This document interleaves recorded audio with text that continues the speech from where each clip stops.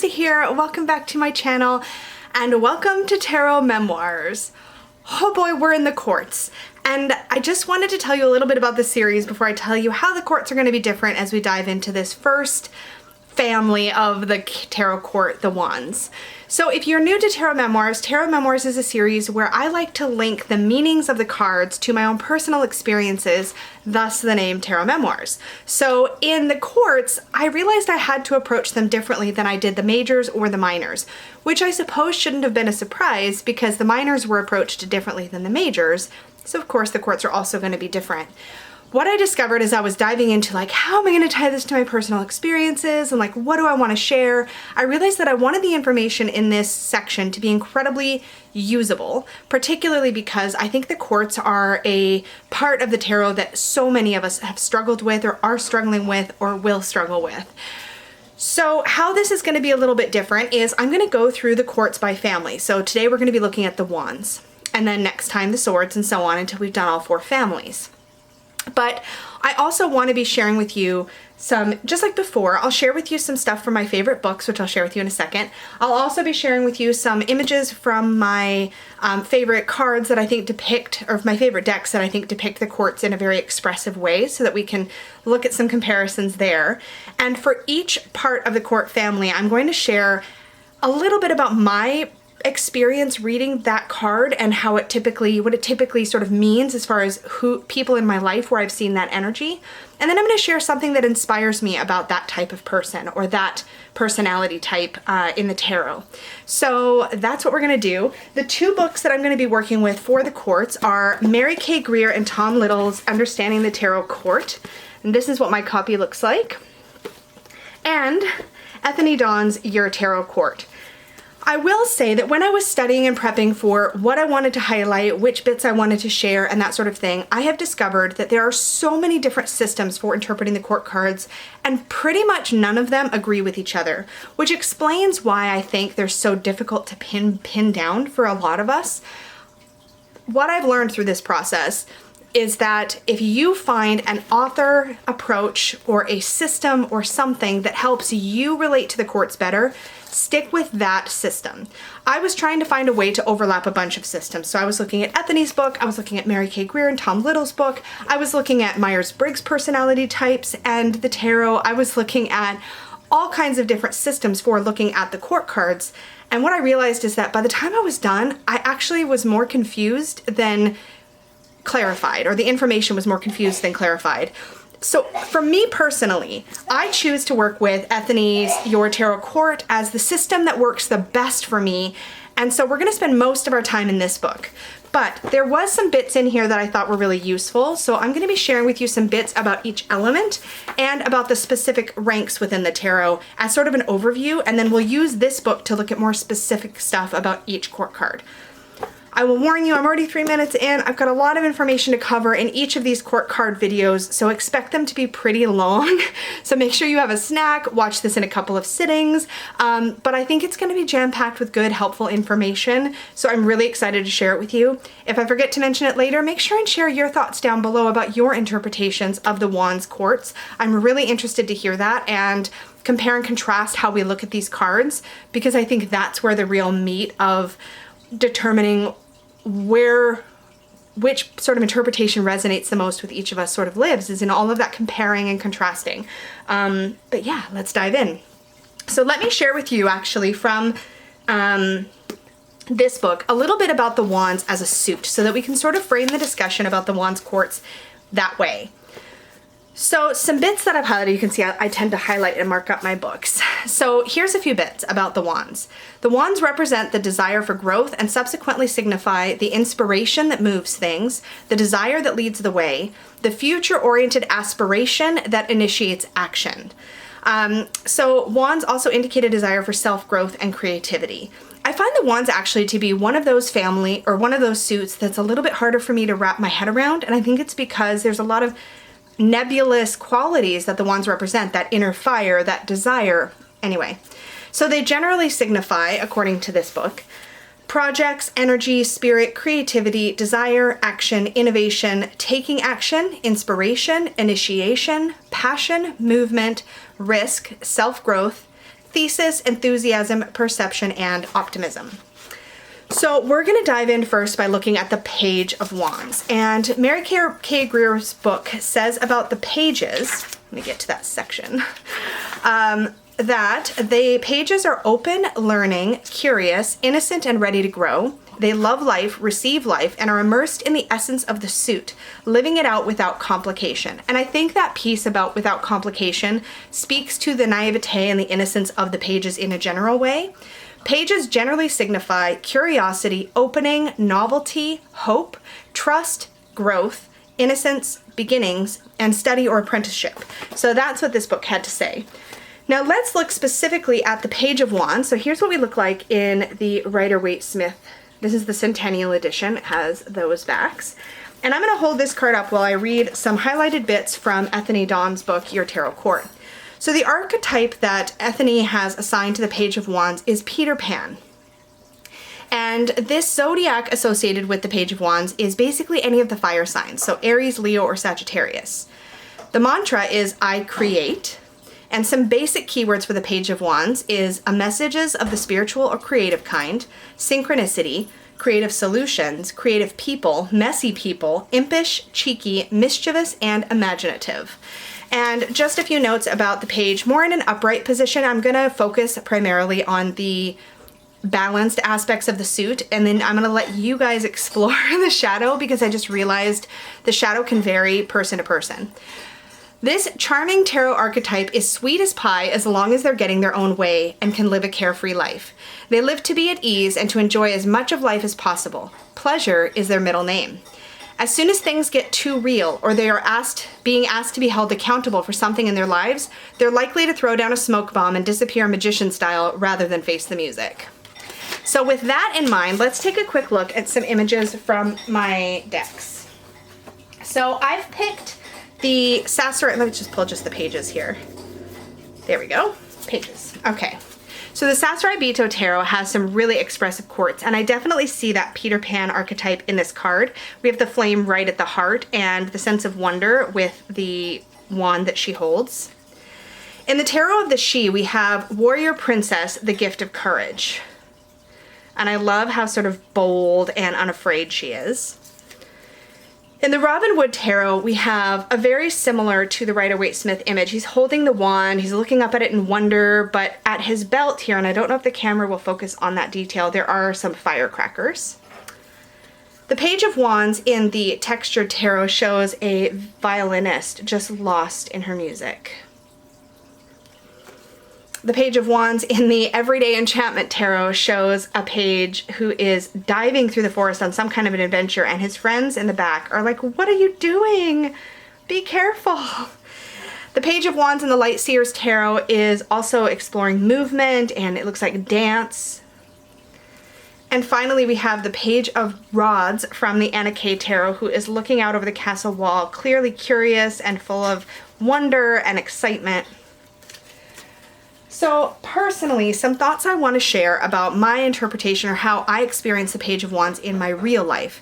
I see the Page of Wands energy in people who seem to get just excited about everything. Everything is got potential, everything is magical, and everything is wondrous. And what really inspires me about the Page of Wands personality type is their sheer enthusiasm. They are enthusiastic about everything. They can be a little bit scattered at times. They can also end up being a little bit overbold, but they're very enthusiastic about the things that interest them or excite them, and they tend to bring out that enthusiasm in other people. So let's take a look next at the Knight of Wands. So let's talk about the Knight here in general from Mary K. Greer's book. So the Knight lacks the king's sense of perspective, but makes up for it in sheer energy. Can be brutally direct, seeks to revolutionize and create change, is the daring adventurer, the risk taker, the romancer, and the idealist. His essence is motion, grasps his suit's lessons, however extreme they may be, by putting forth his all. And a note here, because I haven't said this yet, and I don't know if I'll always remember, but the quartz are genderless. I mean, they have a gender in the tarot, and you can work with them in a gendered way, but you can be a female person or a even a non-binary person and associate with either a queen archetype or a knight archetype. You don't need to be a matching gender to what is depicted on the card. And I think that's really important to remember when you're working with the courts. It can be easy to kind of become a little gender blind and see, oh, this is a Knight of Wands. It must be talking about a male or a masculine person in my life. And that's not always the case. Something else about knights here, they generally signify energy, intention, idealism, passion, focus, vitality, motion toward a goal, single-mindedness, and a lust for life. And let's take a look at Ethany's book and read up a little bit about the Knight of Wands, and I'll show you, I'll hold up the Rider-Waite-Smith version of the card while I do. So here is our Knight of Wands, and Ethany's archetype for the Knight of Wands, I believe, is the warrior, is that right? Nope, the adventurer, This is represented by the zodiac. The Knight of Wands is typically associated with the zodiac sign Sagittarius, thus Peggy, by the way. And the mantra is, I will clear the path. Keywords are creative action, spiritual seeker, going on an adventure, saying yes, self-discovery, travel, doing things on impulse, and exploration. Oh, the places that this person is going to go. This is a truly independent being who is happy as long as they are able to say they are learning or doing something new, learning or doing something new today or tomorrow, or today and tomorrow. The adventurer wants to push their own boundaries when it comes to trying new foods, learning a new language, getting that promotion, and experiencing new lovers. They follow their passions.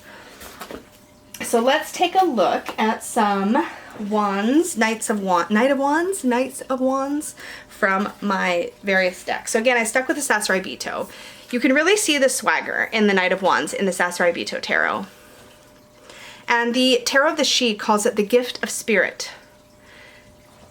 I think that the Knight of Wands tends to be a very inspirational character in general, but in a very like movement and action-oriented kind of way. Here he is in the Robin Wood Tarot. Another element that I think unifies Knight of Wands cards across my various decks is they tend to have a lot of flamboyance. They're very confident energy. This one is it's something, this image. But this is from the Textured Tarot. The Knight of Wands from the Everyday Enchantment. This is so great. He's like on his motorcycle and he's like revved up and really excited about where he's headed. Very full of passion. All the Wands cards are full of passion. And the Knights tend to get lost, I think, in the moment. They tend to get very caught up in the feeling that they're having at the time they're having it. Here we have them in the Light Seer's Tarot. And she is just like lost in the drum beat, and even her horse in the background is revved up and wild.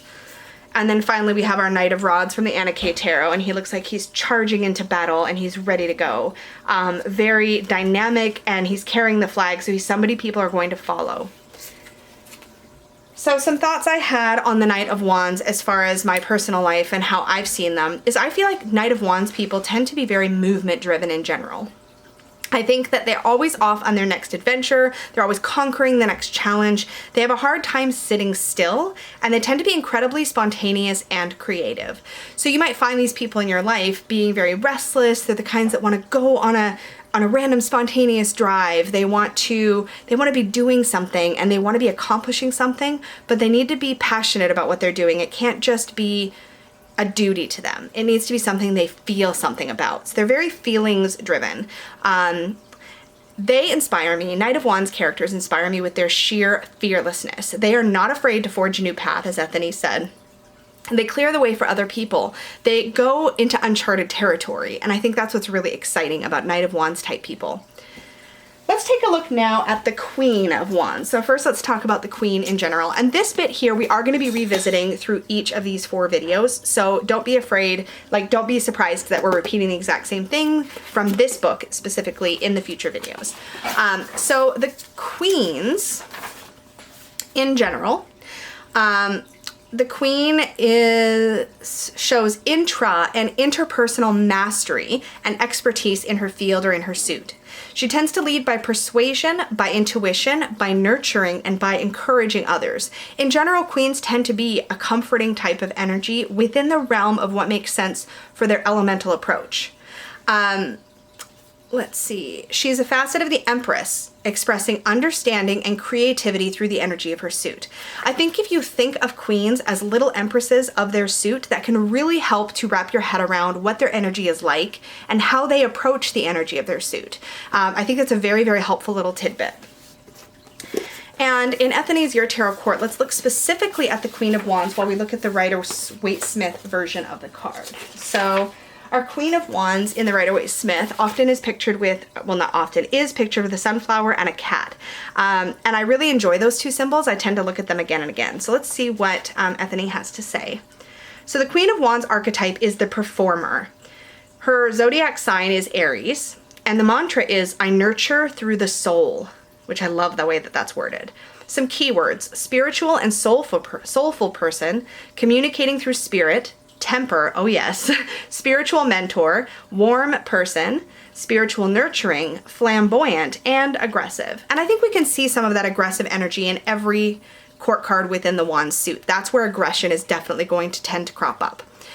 Some other things she has to say here. Spotlight, please. Actually, this person is a living, breathing spotlight. So they rarely need extra lighting, but they won't say no to the extra attention. There's always an opportunity for the performer to share their talents with the world. They live to surprise and delight everyone around them, and they truly light up any room when they are given the opportunity to express themselves. And I think that that is spot on for the Empress. Let's take a look at some of my other cards from my decks. Again, we're working with the same ones. These are my favorite decks for how they depict the court cards, which is why we're using these specific ones. So here we have the Queen of Wands in the Sassaribito Tarot, and there we see her with her cat. Interestingly, we don't often see the Queen of Wands shying away in general. She tends to be a very confident person, so she's often depicted looking straight ahead or with a very confident posture. So here she is there, love her.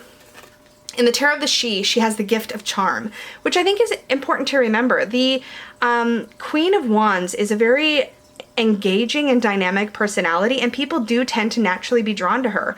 That confidence is very attractive, even platonically attractive. It's just attractive, and we tend to find ourselves, I think, being magnetized towards people like that, just like we're magnetized towards the inspiration and movement and drive of the Knight of Wands. Here, the Queen of Wands in the Robin Wood Tarot is featured in a flame-decorated gown. I believe she still has a cat. Yeah, the cat's just over here in that corner. Yeah, and she is standing in front of a field of sunflowers. I really love the way the Robin Wood takes that classic Rider-Waite meaning and just adds lovely, beautiful layers of symbology onto it. The Queen of Wands in the Texture Tarot is just surrounded by flowers, again, looking straight ahead, incredibly confident. I see her almost like she's in the seat of her power. She feels almost like she's on a throne here, which in the Texture Tarot, because of course we're looking at the cards a little more through a modern lens, that really stands out, that feeling of being in the seat of her power. The Queen of Wands in the Everyday Enchantments is a classic performer archetype. Look at her here, composing in front of a crowd, paparazzi everywhere, fireworks in the background. She is fully in her element. And we have almost a similar idea here, but she almost seems like she's leading, this is in the Light Seers Tarot, a spiritual sort of, almost like she's the leader of the drum circle that we see the Page of Wands in. I think that's really cool. And the Queen of Rods in the Anarchy Tarot. Very much, again, in her power, in her element, holding on to that staff. And I see oftentimes the wand in the wands represents our personal power, our drive, our impulses. And so she's got control of that, and she's not afraid to hold on to it firmly either, which I think is really powerful. So, oop, don't lose my notes. Oh no, I'm enough of a squirrel that would be a problem. So, I see Queen of Wands people being very passionate.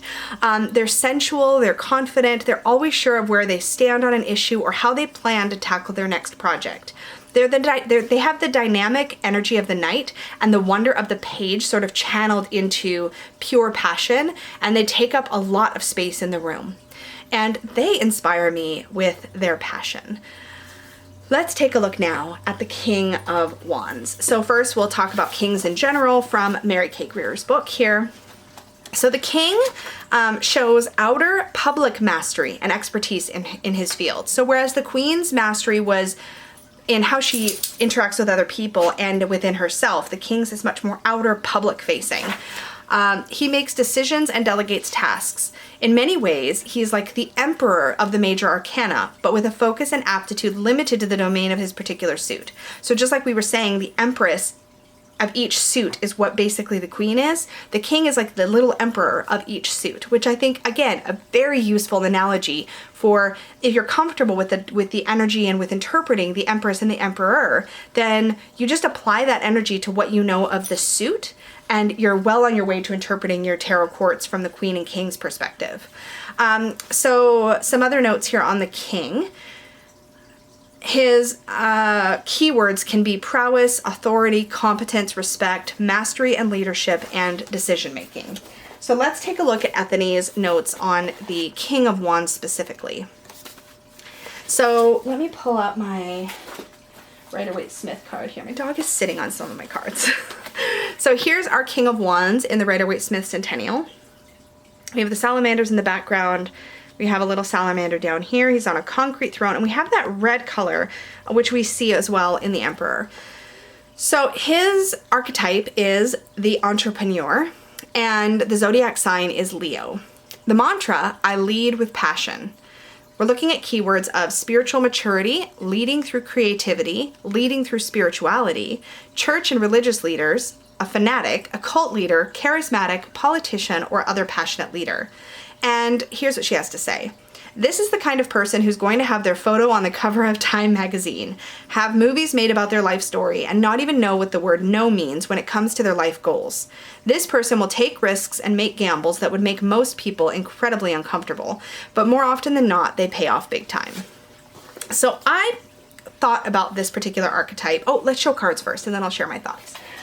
So cards from the Sasarai Bido Tarot, we have this figure here, and he definitely looks like he could be like a religious leader. I wouldn't say cult leader, but he definitely looks like somebody who would be in charge of a spiritual project or community. In the Tarot of the She, we have the Warrior King, and this is the gift of glory. And we have this sort of warrior on the hilltop here, just triumphant, and the she in the background who is triumphant on that person's behalf as well. And you get this energy, a very big, dynamic, conquering kind of energy, like I have triumphed, and that is ultimately what the King of Wands wants to feel. The King of Wands in the Robin Wood Tarot, again, very comfortable and confident, holding onto his power, and he seems to be facing his subjects. You get the feeling he's almost giving a speech or something. Definitely has that dynamic leadership quality. Again, very much in his power here. This is the King of Wands from the Textured Tarot. Very dynamic, potent energy. Again, looks like he's surrounded by his warriors and he's standing in a leadership position over them.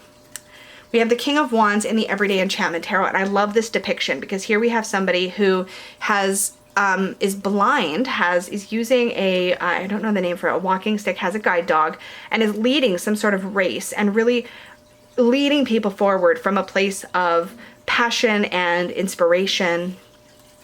Here's our King of Wands, very dynamic, sort of sexy character in the Lightseers Tarot.